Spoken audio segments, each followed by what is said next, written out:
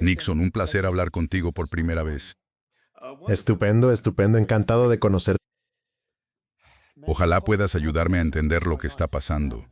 Mientras entramos en esto, las defensas aéreas de Bahrein están activas. Esta mañana lo he mencionado varias veces. Estoy en Dubái, uno de los refugios seguros del mundo, y hubo una explosión justo al lado de mi apartamento que nos despertó. Y eso es el Golfo. Y ahora llegan informes de que 2.300 marines van a la región. Retrocedamos unos pasos porque la gente todavía debate qué está haciendo Estados Unidos en la región. ¿Cuál es el propósito de esta guerra? Danos tu análisis. Sé que lo cubres extensamente sobre lo que estamos viendo. Ayuda a la audiencia a entender lo que está pasando. Mira, tengo una idea sobre esto. Si alguien te da varias excusas para hacer algo, probablemente no sea ninguna de ellas. Como sabes, y repito, mi formación es en la aplicación de la ley. Fui investigador. Dirigí divisiones de investigaciones durante años. Estoy acostumbrado a entrevistar, interrogar y a detectar cuando alguien te engaña. No necesariamente. No siempre buscas mentiras, sino engaños. Así es. Entonces, si dices, lo hacemos porque hay armas nucleares, o que lo hacemos ahora. No. Pensándolo bien, lo hacemos por misiles balísticos. Lo que quise decir es que tenemos que salvar a la gente. En ese punto, asumo que no es ninguna de esas razones, porque no estarías cambiándolas todo el tiempo. Así que tengo que intentar averiguarlo por mi cuenta. Mi interpretación es que hay más de una razón para que esto ocurra. Creo que está Israel, y sin duda tienen un plan para imponer el proyecto del Gran Israel del que la gente ha oído hablar. Que se apoderan de todo Oriente Medio y, sea o no una ambición imperial de conquistar territorios actualmente, o quizá hay quienes piensan que bíblicamente les pertenece. Sea como sea, creo que ese es el plan israelí. Yo personalmente creo que el plan de Estados Unidos es que esto es un punto estratégico crucial. Es un país con mucho petróleo. Controlaremos el petróleo. Creo que han llegado a la conclusión de que no pueden confrontar militarmente a China en su propia puerta. China es simplemente demasiado poderosa. Y quieren contener a China, como quieras verlo. Y han concluido que la forma de hacerlo, contener a Rusia y a China, es usando nuestro activo más poderoso, que es nuestra marina de alta mar. Podremos cortar el suministro de petróleo a China, procedente de Irán, y así controlar el punto de estrangulamiento más importante del mundo. Tenemos que sacar a Irán del camino para lograrlo. Así que creo que forma parte del plan de Estados Unidos para controlar a China. Ahora, en mi opinión, ese es un plan malvado. Tienes el 4% de la población mundial y vas a controlar al otro 96%. No creo que sea un plan moral por el que pueda argumentar, pero entiendo la dinámica del poder geopolítico. Así es como lo veo. Creo que mucha gente piensa que Israel arrastra a Estados Unidos y hace que haga lo que quiera. Creo que hay una alineación de ambiciones aquí, así que no es solo una cosa u otra. Saumasolé sukelo masola, usama asino manostariones. Bien dicho, bien dicho. Estoy de acuerdo. Creo que Israel tiene un papel de influencia sobre el gobierno, pero no es tan simple como que Israel le dijo a Trump o a la administración que hiciera esto. Creo que tu análisis es acertado y has hablado de cómo Estados Unidos no puede enfrentar a China en su propio terreno, y eso se aplica a todos los países. Estados Unidos no puede hacer eso con Rusia, Rusia no puede hacer eso con China, China no puede hacer eso con Estados Unidos. Vivimos en una era, hay analistas que hablan mucho de esto, vivimos en una era de guerras por poder, donde, debido a la disuasión nuclear, los países no pueden enfrentarse directamente. Si no, se lanzarían armas nucleares si empujan demasiado lejos. Así que la única manera de hacerlo en las últimas décadas, desde la Guerra Fría, es a través de poderes interpuestos. Empezó con la Guerra Fría. Sigue hasta hoy. Hay guerras frías en curso ahora mismo.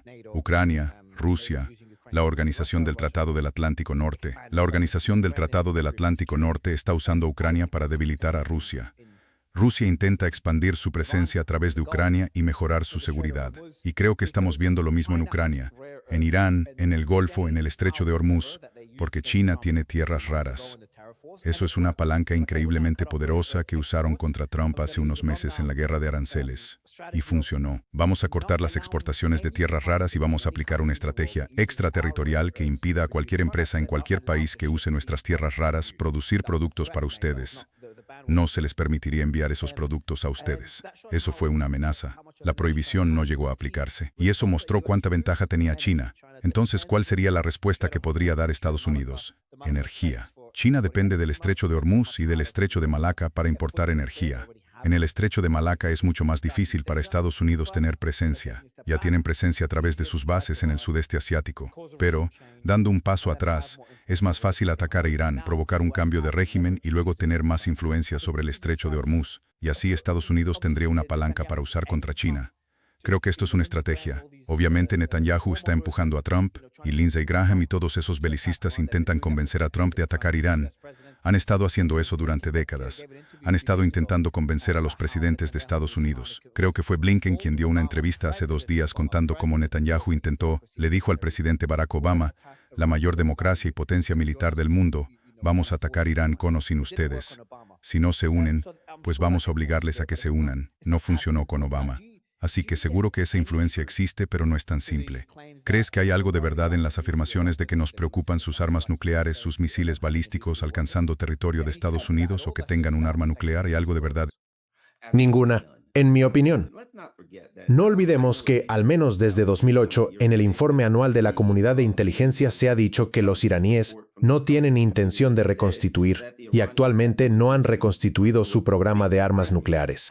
De hecho, el año pasado, cuando le preguntaron a Donald Trump sobre eso, dijo, tenemos que detener el programa de armas nucleares. Y le preguntaron, él dijo, bueno, Tulsi Gabbard, su director de inteligencia, acaba de publicar un informe que dice que no la tienen. Y la respuesta de Donald Trump fue, no me importa, sus palabras exactas, no me importa. Es decir, mira, no digo que la tengan porque realmente la tengan. Digo que la tienen porque, si la tuvieran, serviría para lo que yo intento hacer. Decir, no me importa, deja claro que ninguna de esas explicaciones importa. Creo que estamos ante una ambición geopolítica más amplia. Lo lamentable es que, si de alguna forma ambos estamos cerca de la verdad, esto es lo que significa. Significa que el gobierno de Estados Unidos está mintiendo y engañando deliberadamente a sus ciudadanos para poder imponer una política exterior que el pueblo estadounidense no quiere ni aprobaría.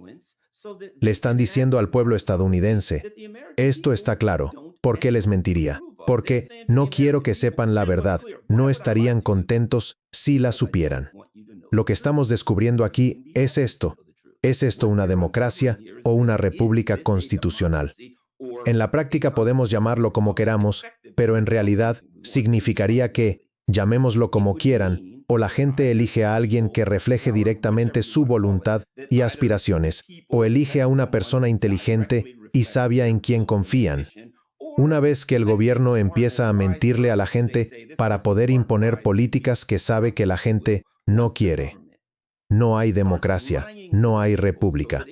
Podemos llamarlo una oligarquía, pero no habría por qué mentirle a la gente si la representas, cosa que claramente aquí no parece ser el caso. Bueno, una forma de decirlo es que la democracia depende de mentir, porque tienes que decir lo que realmente les importa. Así que el incentivo de una democracia está en que a la gente le guste lo que haces y esté de acuerdo contigo. Y para eso el incentivo no es decirles la verdad, sino decirles lo que quieren oír. Siempre ha sido así. Y creo que lo dijiste con mucha elocuencia. Cuando siguen cambiando su versión, entonces, o probablemente todo lo que dicen es falso. Y creo que también estoy de acuerdo con tu análisis sobre cuál es la verdadera razón. Entonces, digamos que tenemos razón. ¿Qué pasaría después? Estamos viendo 2 vertientes de esto. Por un lado, el objetivo que Estados Unidos tenga acceso al estrecho de Hormuz y que Israel pueda deshacerse de un ayatolá, es provocar un cambio de régimen, un gobierno más afín, similar al que tienen con los países del Golfo. Si ese es el objetivo, significa que tienen que ir hasta el final. Y hemos visto históricamente que los cambios de régimen no funcionan solo con poder aéreo. Ayer estuve con el profesor Robert Pape, que ha estudiado esto durante décadas. Me dijo Mario que el cambio de régimen por poder aéreo tiene un 0% de éxito, y normalmente solo provoca que la gente se una en torno a la bandera. Y eso es lo que estamos viendo ahora mismo en Irán. Se vio al presidente y al ministro de Exteriores caminando con la gente hoy en una protesta. Habría pensado que eso sería imposible en enero. Por otro lado, la economía está sufriendo, guerra híbrida, guerra asimétrica en acción, con Irán simplemente estrangulando el estrecho de Hormuz. Hay países asiáticos ahora mismo acudiendo a las gasolineras y tratando de conservar las reservas de petróleo que tienen, intentando racionarlo. Esa es la estrategia de Irán. Así que, por un lado, necesitan un cambio de régimen. Tienen que llegar hasta el final, lo que incluye enviar tropas terrestres. Por otro lado, no pueden sostener esto porque Irán mantendría cerrado el estrecho de Hormuz, y eso acabaría con la economía. ¿Cuál prevalecerá y qué pasaría después en la guerra? Un par de cosas. Verás, hice varias predicciones antes de esto y dije, en primer lugar, que Estados Unidos perdería si atacara a Irán. Y dije que Estados Unidos, como imperio, caería si atacara a Irán. Esa era mi opinión. Y una de las razones es que, ya sabes, hablamos de los iraníes y del gobierno de Estados Unidos, pero cuando un país intenta llevar a cabo una guerra sin el apoyo del pueblo, hay un dicho famoso sobre la guerra, y era de uno de esos millones de libros que tengo detrás de mí. En fin, la persona decía, tienes que tener tres cosas. Si quieres llevar a cabo una guerra, necesitas industria, necesitas un ejército fuerte y unidad entre la gente. Y cuando le preguntaron, bueno, ¿cuál es la más importante?, dijo, la unidad del pueblo. ¿Cómo vas a llevar una guerra cuando, a las 2 semanas, la gente grita a pleno pulmón que la gasolina está carísima? No votamos por esto. El problema es que los iraníes están con su pueblo. Así que tienes a dos adversarios y los iraníes dicen, oye, estamos con nuestra gente, están en las calles, están marchando, tú creaste esa dinámica, había cierta debilidad política, se puede discutir hasta qué punto en Irán. Eso ya no existe, pero eso se ha trasladado por completo a Estados Unidos. Hoy es más probable que haya un cambio de régimen en Estados Unidos que en Ucrania. No me gustaría ver a Trump marchando por las calles de Washington o de cualquier otra ciudad ahora mismo. La gente gritaría, ya sabes, que el precio de la gasolina es demasiado alto. Sospecho que ahora la administración de Trump necesita una salida que no puede conseguir. Están buscando una vía de escape. Quiero decir, Trump está algo atrapado ahora mismo. Tiene aliados. No tengo dudas de que le gritan, nos estás matando, Smalls. Tienes que sacarme de este lío. No me puedo permitir nada. Las aerolíneas. Me alegro de haber comprado mis billetes de avión para el verano antes. Ahora no querría pagarlos. Así que está bajo presión por todos lados, con gente diciéndole, tienes que parar esto. Lo estamos sufriendo. No quisiera estar en su lugar porque no creo que los iraníes estén de humor estratégicamente. Para ser franco, lo inteligente para ellos es seguir, porque la posición de su adversario se está deteriorando. Mientras la posición del adversario se deteriore, quieres seguir hasta que llegue al fondo y entonces los fuerzas a negociar. Así que, ahora mismo, el equipo de Trump, la coalición o como quieras llamarlo, no creo que tengan ninguna posibilidad de ganar. Sí, creo que la cita que mencionaste antes, para ganar una guerra necesitas industria, ejército fuerte y unidad entre la gente, y la unidad es lo más importante, no sé si algún otro libro lo menciona, pero forma parte de El arte de la guerra de Sun Tzu. Así ha sido durante siglos, así se ganan las guerras, y justamente hemos creado unidad para el pueblo de Irán. Bueno, todavía necesitan un ejército fuerte e industria. En cuanto a un ejército fuerte, la definición de eso ha cambiado hoy en día, y lo que es fuerte depende del objetivo que tengas. Así que si el objetivo es únicamente cerrar el estrecho de Hormuz, pueden tener un ejército lo bastante fuerte, dejando a un lado las minas, con drones marinos, drones comunes, los Shahads y misiles, para mantener el estrecho cerrado. Y en cuanto a industria, es un país enorme, 93 millones de personas, no puedes destruir su capacidad productiva a escala. Además, China sigue exportando materiales para drones a Irán a diario. Juntando todo eso, y que él dijo que Trump está atrapado, entonces si estás atrapado, tienes que cavar un agujero más profundo o vas a seguir intentando salir. Va a dar concesiones a escondidas a Irán, como levantar sanciones. Trump puede convertir cualquier cosa en una victoria. Puede hacer un acuerdo que incluya levantar sanciones, presentarlo a la gente diciendo, este nuevo líder es mucho mejor que su padre, o quizá lo maten y lo reemplacen, y entonces decir que el nuevo líder es mejor que su padre y que acordaron hacer tal y tal, y al abrir el estrecho de Hormuz, puede convertir algo que él causó, cuando lo detiene, en una victoria, y además podría incluso levantar sanciones. Eso es lo que va a pasar, de ahí va a salir un acuerdo negociado, o el agujero es tan profundo que, a juzgar por cómo van las cosas, Estados Unidos lo está cavando más al enviar marines sobre el terreno y que la gente habla de una guerra de varias semanas.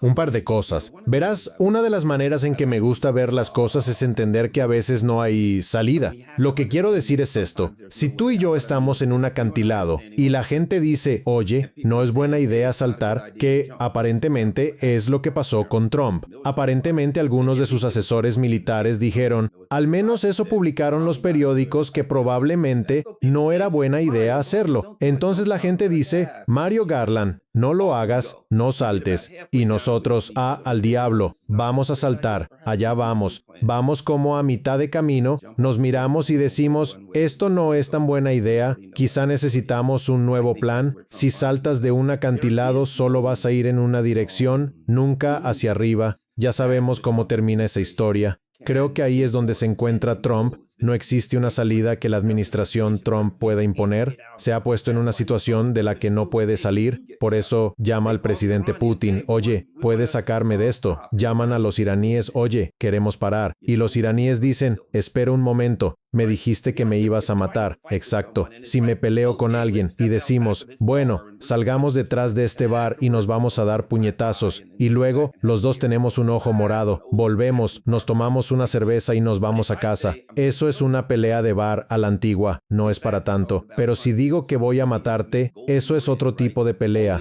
De hecho, hablaste de Sun Tzu, del infame puente dorado, ¿no? Siempre deja a tu enemigo una salida, o luchará hasta el último hombre. Cuando digo que voy a tomar Irán, que nos vamos a apoderar de ese país. Y desde la perspectiva iraní dicen, Dios mío, nos vas a convertir en Libia, en Siria. Nosotros lucharemos hasta el último hombre. ¿Con qué van a negociar? Ya les dijiste que los ibas a matar. Y además ya habían negociado contigo. Y cuando tú dijiste, oye, mira para allá, y cuando miraron, los golpeaste en la nuca con una piedra. Ven la diplomacia estadounidense como el arte de decir qué buen perrito, hasta que encuentren la piedra para pegarle y matarlo. Es decir, distraerte hasta que pueda atacarte a la perfección. Así que creo que la administración Trump se ha colocado en una posición insostenible, y lo siento, va a hacer falta gente más capaz que yo para sacarlos de ahí. Sospecho que en algún momento tendrán que aceptar eso. Lo que dicen los iraníes es, el pueblo estadounidense se va a volver loco. En 2 o 3 semanas,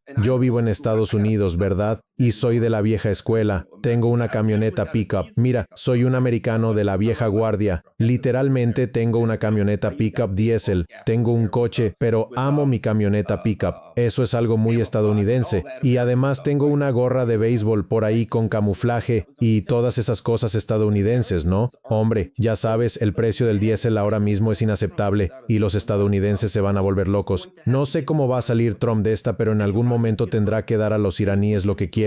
Y los iraníes tienen voto y los acorralas. ¿Por qué iban a aceptar algo si les dijiste que los vas a matar? Es una posición. ¿Crees que hay alguna forma de que Estados Unidos pueda abrir el estrecho de Hormuz? Simplemente no parece factible. No es factible. Podrían luchar. Pero aún así, piensa en esto. Está efectivamente cerrado si hay una guerra en el estrecho de Hormuz. Piensa en esto, porque en un momento tuve todas mis licencias de seguros. Vendía seguros y trabajaba en el sector cuando me jubilé de las fuerzas del orden. Pero lo que recuerdo es esto. Descubrí que si tienes un seguro de vida o cualquier seguro, siempre hay una cláusula que dice que no paga en una zona de guerra. Si hay una zona de guerra y te lesionas, te enfermas o lo que sea, casi todas las pólizas siempre dicen, ¿no cubrimos en zona de guerra? No entres a una zona de guerra porque no pagamos. Así que si están luchando en el estrecho de Hormuz, los barcos no van a pasar porque si los hacen explotar, las aseguradoras no pagarán. Así que solo el hecho de que estén peleando en una zona de guerra los cierra desde la perspectiva de una compañía de seguros. No veo. Todo lo que los iraníes tienen que hacer es seguir peleando allí. Incluso si no lo cierran por completo, probablemente empeorará, porque entonces se echarán minas para mantener a Estados Unidos a raya. Es una posición, y eso es lo que la gente tiene que entender. La gente no quiere aceptar que a veces te metes en un apuro del que no puedes salir. Eso es lo que ha hecho la administración Trump.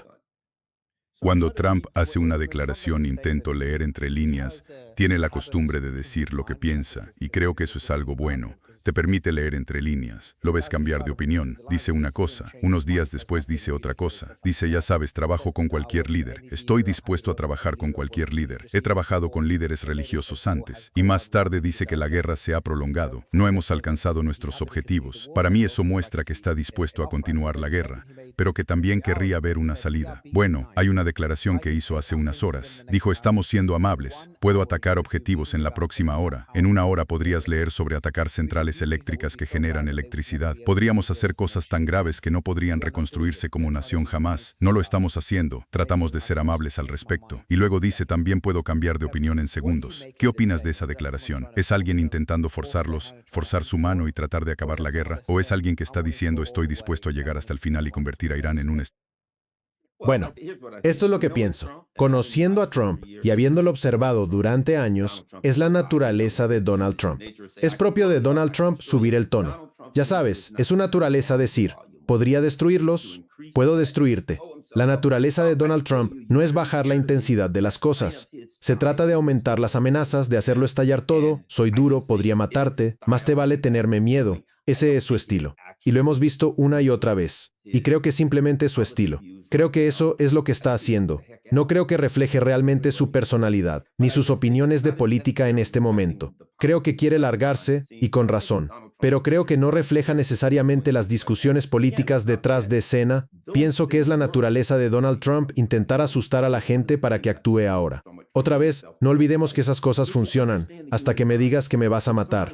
Una de las cosas en las que estoy entrenado es en defensa personal. Exacto. Si entiendes el cuerpo humano, si alguien dice que vamos a pelear y te golpea, va a doler. Si temes por tu vida, tu sangre, quiero decir, tu cerebro libera hormonas mucho más potentes que cualquier analgésico conocido. Así que si alguien intenta matarte, ni siquiera vas a sentir el dolor porque tu cuerpo dice, tengo que hacer todo lo posible para sobrevivir. Si siento dolor, entonces no puedo seguir peleando. Bueno, eso fue lo que hiciste. Les dijiste que íbamos a cambiar su gobierno. Nos vamos a apoderar de ustedes. Y miran Libia y Siria y dicen, no sentimos nada. ¿Y qué? No hay dolor. ¿Qué es peor? Está bien, van a volar algo nuestro. No lo estamos. ¿Qué es peor? Eso o la muerte. Lo aceptamos. No lo sentimos. Seguiremos adelante. Cometimos un error horrible al amenazar con eliminar a Irán. Y ahora Irán está en una situación donde no tiene más opción que luchar hasta el último hombre.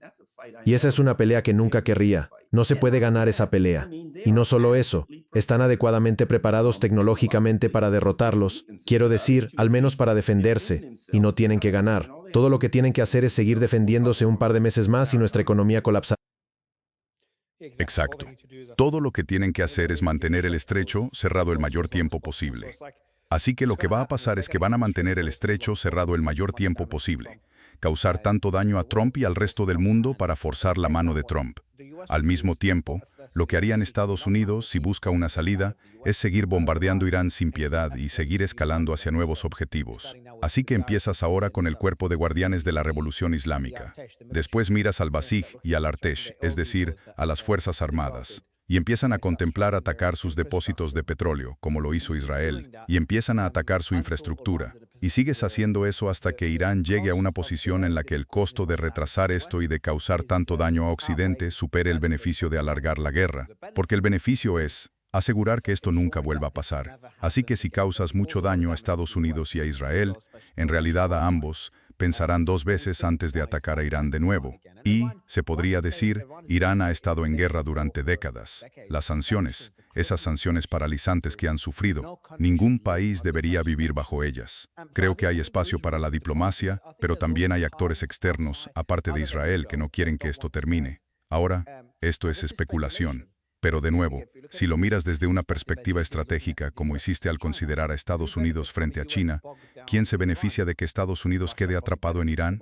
Probablemente Rusia sea la que más se beneficia. Los precios del petróleo suben, la tensión se aleja de Ucrania, y China está debilitando a su mayor rival. China quiere que el mundo sea unipolar. ¿Por qué no arrastrar al imperio estadounidense a otra guerra eterna, endeudarlo más y agotar sus reservas militares para que China pueda reunificar Taiwán con resistencia limitada? Ese será el cálculo estratégico a largo plazo de China al mirar esto. Y creo que, cuanto más vean a Irán sostener esta guerra, más inclinados estarán. Seguir la guerra y apoyar más a Irán. Eso me preocupa porque podría conducir a un conflicto prolongado en la región. Me gustaría conocer tu opinión. Un par de cosas. ¿Quién se beneficia más? Podría decir la coalición de Brasil, Rusia, India, China y Sudáfrica. Podría decir China, podría decir Rusia. Pero me parece que de forma informal hay sistemas económicos enfrentados, infraestructuras económicas. Uno parece estar naciendo la coalición de Brasil, Rusia, India, China y Sudáfrica, y diría yo, el otro parece estar muriendo, por lo que se ve. Pero en cualquier caso, al final de esto, Estados Unidos no va a parecer un buen vecino. Quiero decir, vas a pensar, bueno, si tengo sus bases, probablemente me harán pedazos en una guerra. Y por cierto, ya nadie confía en ellos, y ahora mismo son prácticamente un país paria. Están iniciando guerras que, sin lugar a dudas, violan no solo el derecho internacional, sino que están ignorando su propia constitución, que aquí es bastante clara. Así que ahora la coalición de Brasil, Rusia, India, China y Sudáfrica va a parecer mucho más atractiva, especialmente para los países del Golfo. Si eres un país del Golfo ahora mismo, esto no te ha ido nada bien. Sé que están absolutamente furiosos y tienen todo el derecho a estarlo. Deben estarlo porque, hasta cierto punto, han sido traicionados. Así que creo que la coalición de Brasil, Rusia, India, China y Sudáfrica, sobre todo China. Permíteme añadir esto. Una cosa que se sabe y que hay que poner en contexto es que la base industrial de Estados Unidos, por culpa de una desindustrialización autoimpuesta, eso daría para otra conversación, se ha debilitado. El complejo militar industrial se ha convertido en una simple máquina para generar beneficios. Te van a vender un misil, lo pueden fabricar por 1 millón, te lo venderán por 10, no les importa. Así que hay un montón de cosas sobrevaloradas que en algunos casos apenas funcionan.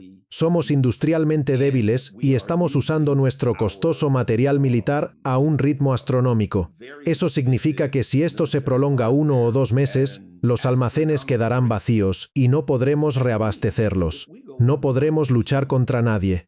Nos estamos desmilitarizando por nuestras propias decisiones, literalmente. Algunos de estos misiles los fabricábamos como 12 al año, otros 76 al año, etc. Vi un video sobre una fábrica china de misiles completamente automatizada que funciona las 24 horas del día. Hace 1000 misiles al día, una sola fábrica. Entonces, ¿qué hacemos? En resumen, la otra parte de esto es, Irán, la coalición de Brasil, Rusia, India, China y Sudáfrica, está desmilitarizando a Estados Unidos, y Estados Unidos no podrá remilitarizarse en una década. Si acaso, porque la gente estará muy enfadada con nosotros y China no nos venderá lo que necesitamos para remilitarizarnos. Así que, al final de este conflicto, si se alarga, nadie quiere que se alargue, porque estoy seguro de que ninguno de estos países realmente quiere este tipo de inestabilidad, especialmente en Oriente Medio. Pero, al margen de lo que quieran, la realidad es que en 1 o 2 meses, Estados Unidos no podría pelear contra México porque no tendríamos nada con qué enfrentarlos. O sea, que vamos a usar catapultas y piedras. Volveríamos a la edad de piedra. Y esto debimos verlo venir en el Mar Rojo, cuando tuvimos tantos problemas con los hutíes, porque la tecnología cambió. Con un par de misiles decentes puedes cerrar cualquier punto de estrangulamiento del mundo. Muy buen punto sobre los hutis. Muchos expertos me lo han comentado. ¿Cómo se llamó esa operación? ¿Fast and Fury o algo por el estilo? No, algo así, no recuerdo el nombre, es un nombre raro. Pero sí, esa operación. Fue Rough Rider o algo así, no lo sé. Rough Rider, ahí está. Rough Rider, Rough Rider, donde se perdió un caza porque, al parecer, una de las aeronaves tuvo que hacer una maniobra de emergencia. Se perdieron 3 aeronaves en total, 3 cazas F-18. Yo los conté, y creo que, de esos, dijeron que 2 fueron como el último día. Y en ambos casos dijeron que el portaaviones hizo una maniobra rápida y se deslizaron. Y yo digo, mira, tengo una lancha de 18 pies con un motor de 150. Si haces una maniobra rápida en esa lancha, te vuelca, va como un rayo, ¿no? Pero un portaaviones, eso lo sabe cualquiera. Hay una metáfora famosa. La metáfora es sobre los portaaviones o los acorazados. ¿Y qué dicen? Giras el timón y esperas. Y poco a poco vira. Mucha gente usa eso como metáfora, ¿no? Se supone que debo creer que giraron la rueda en un barco de 1/4 de milla de largo y de repente pegó un tirón hacia la derecha. Como alguien que sabe manejar barcos, créeme, eso no es un argumento muy sólido para decir que se salieron. Y ahora, misteriosamente, tenemos barcos que están teniendo incendios en la lavandería. Tenemos aviones que se caen del cielo. Creo que vamos a tener que repartir patas de conejo y herraduras a nuestros soldados, porque son el ejército más desafortunado del mundo. Siempre hay un incendio en la lavandería o un percance en algún avión. Se está volviendo absurdo. Sí, por cierto, tienes razón, se perdieron 3 cazas, 1 por fuego amigo y 2 durante esa maniobra operativa que supuestamente se estaba realizando. Pero nunca fueron derribados. Nunca fue. Nunca se nos derriba un avión. Nunca tenemos un barco alcanzado por misiles. Siempre es algo desafortunado. Algún tipo resbaló con una cáscara de plátano y explotó una granada o algo así. Vamos. ¿Qué tan preocupado estás por una tercera guerra mundial? Y lo he dicho muchas veces en el programa. Publiqué algo cuando empezó la guerra. Dije que una guerra en Irán no es la tercera guerra mundial. Pero empiezo a retractarme de eso al ver hasta dónde está escalando. Que siquiera hablemos de tropas en tierra es una locura. Pensé que sería una operación de pocos días. Que los países del Golfo se hayan visto arrastrados a esto. Que el estrecho de Hormuz no solo esté cerrado, sino que además hay informes de que Irán ha empezado a minarlo o está considerando minar el estrecho. Quiero decir, lo puede mantener cerrado durante meses. Desminar el estrecho nadie sabe cuánto tardaría, porque casi no desminamos nada. Juntando todo eso es un motivo de preocupación del que haya que hablar. Bueno, creo que hablamos más de una etiqueta. ¿Lo llamamos Tercera Guerra Mundial o no? Más bien, ¿cómo vamos a llamar a este lío en el que nos hemos metido? Además tienes lo de Ucrania y los problemas en Afganistán y Pakistán. Ha habido muchos escaramuzas por el mundo. Hubo la escaramuza en Camboya. Algunas han sido menores, pero esta es la grande. Lo que tenemos ahora es ante todo una guerra regional en Oriente Medio. Y podemos llamarla como queramos. Es una guerra regional en Oriente Medio. Creo que esto puede expandirse, pero no creo que salga de Oriente Medio a menos que alguien haga algo realmente estúpido, como que Estados Unidos o Israel lancen un arma nuclear. Entonces la cosa se pondría muy, muy mal. Ahora el problema mayor sería el efecto económico de esa expansión y lo grave que puede ser. Y lo será. Catastrófico, pero no estoy listo para llamarlo Tercera Guerra Mundial, porque el mundo es distinto. Las guerras mundiales fueron otra cosa. Mira el petróleo, está en 97, casi 98, se acerca a $100 por barril. Se han liberado reservas de emergencia a niveles récord, mucho más que durante la guerra de Ucrania, y aún así el petróleo casi llega a 100. Y no va a cambiar. Otra cosa sobre lo de la Tercera Guerra Mundial. ¿Sabes qué se oye más que nada aquí en Estados Unidos? Estas palabras sobre mi cadáver.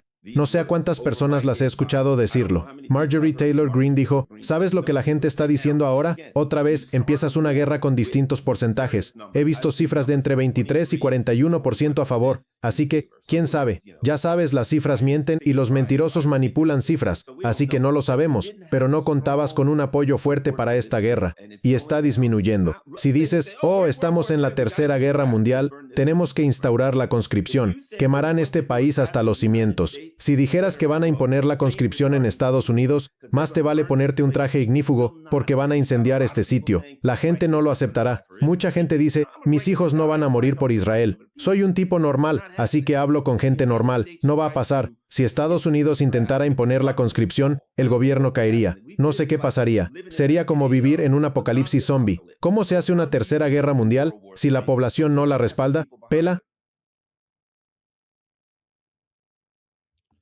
Bueno, depende de si eres tú quien la provoca. Y por lo general, cuando una guerra se convierte en guerra mundial, suele ser de forma accidental. ¿Cómo empezó la Primera Guerra Mundial con el asesinato de un archiduque en Sarajevo, de todos los sitios, y eso derivó en una guerra global? Si hablabas con la gente entonces, pensabas que eso conduciría a una guerra mundial tras el asesinato. No, la gente lo superaría. Están cabreados, pero no va a desembocar en un conflicto global que mate a millones. Y todo el mundo hablaba de una guerra mundial durante la guerra en Ucrania. Y ahora la gente ya pasó página. Es la realidad. Sigue ocurriendo. Todavía hay territorios siendo conquistados por ambos bandos, sobre todo por Rusia. Esa guerra no ha aflojado. El apoyo de la Organización del Tratado del Atlántico Norte a Ucrania no se ha frenado. Y luego está Irán. Después del 7 de octubre, todo el mundo decía, bueno, Israel responderá golpeando a Hamás. Podrían atacar el Líbano. Lo peor que harían sería invadir el Líbano. Atacarían a los hutíes, porque los hutíes les estaban atacando. Eso sería todo. Y nadie esperaba que Assad cayera. Recuerdo que en esas conversaciones, cuando cubría los hechos, cualquiera que hablara de una guerra directa con Irán que involucrara a los Estados Unidos decía que sería una guerra mundial. Era una línea roja sobre la que nadie siquiera podría hablar. Y ahora hemos cruzado esa línea y simplemente convivimos con ello. Y ambos conflictos siguen en marcha. Por eso me preocupa que estemos avanzando a tientas hacia una guerra mundial. Y por lo general es accidental. Digamos que Rusia empieza a apoyar a Irán mientras esto se prolonga y hay tropas sobre el terreno. Y con Rusia enviando material militar a Irán, basta un error, un golpe a un portaaviones por fuerzas rusas por accidente, o que un caza estadounidense ataque por error a fuerzas rusas en una base en Irán. Porque ahora se habla mucho de que Irán tendría bases chinas y rusas en su territorio, de la misma manera que los países del Golfo tienen bases estadounidenses como elemento disuasorio. Así que ahora tienes bases de 3 grandes potencias mundiales, todas con armas nucleares, reunidas en Medio Oriente. Ya vieron lo que pasó en Siria. La situación allí fue muy tensa entre Turquía, Rusia, Israel y los Estados Unidos, con cada uno apoyando a distintos actores. Y la preocupación es que eso se amplíe ahora a una escala mucho mayor. Tienes a Irán, uno de los países más grandes de Medio Oriente, con 93 millones de habitantes, convertido en un terreno de juego para que estas potencias nucleares compitan por influencia. Eso es lo que me preocupa.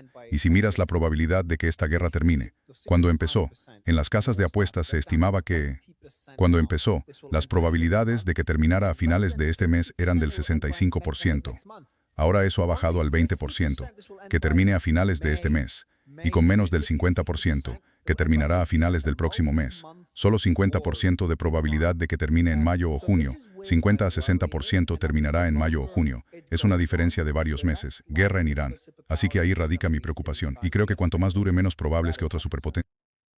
Bueno, depende de lo que pase. Creo que hay que poner algo en contexto. Y creo que también aplica la discusión sobre una guerra mundial. Y tenemos que seguir volviendo a esto. Y eso es la incapacidad de Estados Unidos para mantener la producción industrial que necesitaría para llevar a cabo una guerra.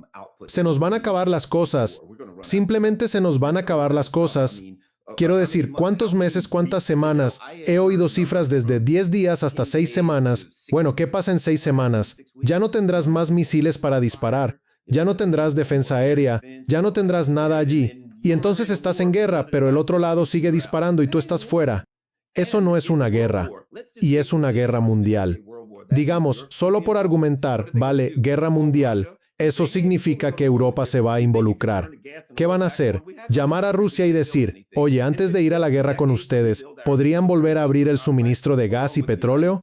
No tenemos industria y no podemos fabricar nada. Y podrían darnos una década para reconstruir nuestro complejo industrial militar junto con Estados Unidos, porque no tenemos la producción. En la Segunda Guerra Mundial teníamos todo eso, fábricas por todas partes que podíamos convertir.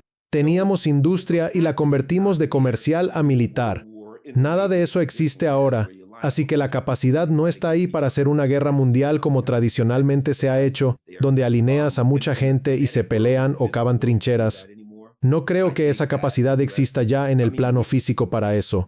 Creo que Estados Unidos hay una realidad. No tenemos un número infinito de misiles, bombas y cosas por el estilo. Tenemos que enfrentarnos a eso. Y para ser franco, si yo fuera Irán, es entonces cuando yo negociaría contigo. Cuando se te acaben los misiles, cuando estés en el suelo y yo tenga, como dice mi nombre. El presidente Nixon dijo, ¿cuándo negocias con alguien? Cuando está tirado en el suelo y tú le pones el pie en el cuello. Y cuando Estados Unidos diga, oh rayos, creo que acabamos de disparar nuestro último misil. ¿Alguien tiene algo? ¿Ahora tienes algo? No. Bien, Ron, voy a decir que en otra semana hablaré contigo. Sí, y son solo las reservas de munición. También está ver el colapso de los mercados bursátiles en Estados Unidos, como ha ocurrido en Asia, que la bolsa siga hundiéndose y ver los números de las encuestas. Irán está observando las cifras de intención de voto de Trump. Saben lo importante que eso es para él. Ver caer las encuestas, ver desmoronarse la economía y luego ver cómo se agotan las municiones. ¿Cómo van a quedar Trump o Estados Unidos en la mesa de negociaciones entonces? Esa sería la estrategia de Irán. Obviamente no quiero restar importancia a que Irán está siendo golpeado. Y si mientras más duelen las encuestas, y si Trump busca una salida, Irán no se la da mientras Trump sufre en las encuestas, la bolsa sufre y las municiones se agotan. Esperaría que Estados Unidos cruce más líneas en sus bombardeos contra Irán porque ahora se está volviendo. Cuando un país empieza a actuar por desesperación, ahora mismo ese país es Irán. Irán está atacando el Golfo, a Turquía y a Chipre, supuestamente, posiblemente minando o cerrando el estrecho de Hormuz, porque está luchando por su supervivencia. Si Trump está peleando por su supervivencia política, no la del mercado de valores, sino para que la economía siga funcionando, eso se acerca a una posición de desesperación, lo que significa que Estados Unidos se volverá mucho más agresivo militarmente. Y tú eres negociador, así que probablemente sabes esto mucho mejor que yo. Entonces, bueno, con lo que dices y con el hecho de que Estados Unidos ya no tiene industria, y eso sin contar la deuda del país, algo que he estado mencionando últimamente es algo de lo que hablé con el senador Rand Paul, es la advertencia que dio el expresidente del Estado Mayor Conjunto, Mike Mullen, y le preguntaron cuál es la mayor amenaza para la seguridad nacional de Estados Unidos. Él dijo, la mayor amenaza para nuestra seguridad nacional es nuestra deuda, y eso fue en 2010, eso fue hace 16 años. Desde entonces la deuda se ha multiplicado por 3, incluso más. La relación deuda sobre Producto Interno Bruto subió del 91% al 125%. Así que si unes eso con lo que dijo Ray Dalio sobre la caída de un imperio, ¿cómo ves a Estados Unidos lo más objetivamente posible? ¿Dónde estará el país dentro de 10 años? Y si además sumas la influencia de Israel en Estados Unidos arrastrando al país a guerras como lo ha hecho durante años, ¿dónde estará Estados Unidos para entonces para con... Sí, tengo una hija. Así que, ojalá nietos. Eso iba a decir. Sí, de todos modos, pero 10 años. A estas alturas es difícil predecir incluso 10 días. Pero te digo, creo que estamos viendo, para empezar, la caída de las ambiciones imperiales de Estados Unidos. Estados Unidos se considera el dominador del mundo, y somos un imperio, y tenemos bases por todas partes, y todo el mundo hace lo que les ordenamos. Creo que eso se acabó. Creo que eso terminó. Nuestra capacidad, cuando digo imperio me refiero a eso. Pero como quieras llamar a Estados Unidos, potencia unipolar, para mí eso es lo mismo que ser un imperio. Pero eso es una narrativa. Es que la gente crea que eres fuerte. Exacto. Es el matón que dice, dame tu dinero del almuerzo y los demás le dan su dinero porque existe esa narrativa. Tengo miedo de que me vaya a pegar. Pero cuando la gente deja de tener miedo de que los puedas vencer y te plantan cara, pues ahora ya no lo eres. Ya no tienes esa narrativa. Ya no tienes esa aura de poder imparable. Eso se perdió aquí. Y una vez que pierdes eso, cambia por completo la narrativa de lo que es tu país. ¿Debería ser amigo tuyo? ¿Debería permitir que haya bases? ¿Tu base está en mi país? ¿Sabes qué? Tus bases son una ventaja o una carga. A juzgar por las apariencias parecen una carga. No solo eso, internamente, cuando Joe Biden llegó, los demócratas decían, oh wow, Joe Biden dijo que iba a ofrecer universidad comunitaria gratuita, iba a implementar una opción pública que arreglaría la ley de cuidado de salud asequible, iba a aumentar el salario mínimo. No hizo ninguna de esas cosas, ninguna de esas. No se construyó nada. Nada regresó, nada mejoró. Todo eran mentiras. Salió y dijo, tenemos que enfrentarnos a Rusia o a quien sea. La gente decía, oye, ¿por qué mandan dinero a Ucrania y a todos lados? No puedo pagar mis cuentas. Llega Donald Trump, no voy a entrar en todos los detalles. Lo mismo, vótenme si no quieren esto. Y él ganó. Esto es exactamente lo que voy a hacer. Ahora vivimos un momento en que la confianza en las instituciones tradicionales se ha evaporado. ¿Y ahora a dónde vas? Creo que la gente va a buscar partidos alternativos. Ahora habrá una batalla por el poder entre los pilares tradicionales y las instituciones de poder en Estados Unidos. Y como ejemplo, miren lo que estamos haciendo ahora en los medios alternativos. Estuve en Fox News durante años. Salí en todos esos programas todo el tiempo. Estaba en los medios tradicionales, hacía televisión, presentaba programas y todo eso. Y me fui, y me pasé a los medios alternativos. Los medios alternativos están creciendo y las instituciones mediáticas tradicionales están decayendo de forma orgánica. Y la razón por la que están muriendo, ¿por qué? Porque la gente está perdiendo la confianza en ellas. Creo que veremos dos cosas. Creo que estamos viendo el auge de los medios alternativos, que ofrecen a la gente una perspectiva diferente, la perspectiva de la gente común. Y también digo, mujer o lo que quieras. Uso gente común en un sentido general, ¿de acuerdo? No en un sentido de género, sino... Creo que veremos una convulsión política. En las elecciones de mitad de mandato la gente va a decir, no voy a votar por el candidato tradicional. Quiero a alguien que diga, voy a hacer esas cosas por las que voté y que no pude conseguir en el pasado. Así que ahora verás, podrías ver el colapso de partidos en Estados Unidos, pero fíjate en la política aquí. Cambiarán drásticamente, lo diré así. Mucha gente ahora dice, mira, sí, Thomas Mastey y Marjorie Taylor se presentan en 2028. Yo soy de izquierdas, mucho más a la izquierda que ellos. Pero tendría que considerar votar por él, porque hasta que no paren las guerras, esto es lo que los estadounidenses están comprendiendo. No me importa si quieres atención sanitaria o que arreglen nuestras carreteras o las escuelas o la universidad. Mientras no detengas las guerras y todo el dinero que se va a la industria militar y a esos conflictos imperialistas, hasta que no pares eso no puedes tener nada en casa, es como una persona. A menos que deje de beber, su familia no va a poder pagar las facturas ni resolver todo. Y tenemos un hábito, que creo que la élite gobernante de nuestro país cree que eso es lo que los mantiene en el poder. Pero hacemos algo que está teniendo un efecto tan negativo en el resto del país, y creo que el pueblo estadounidense se está despertando ante esa realidad. Están conectando los puntos. Esto es lo que está pasando. El pueblo estadounidense está relacionando la política exterior de Estados Unidos con su sufrimiento. Y ahora dicen, mientras sigamos con esto seguiremos sufriendo. Y eso tendrá graves ramificaciones políticas. Muy bien dicho, Nixon. Ha sido un placer absoluto hablar con usted. Igualmente un placer conocerlo, y me encantaría volver a hacerlo. Muchas gracias. Muchas gracias a usted, un gusto conocerlo.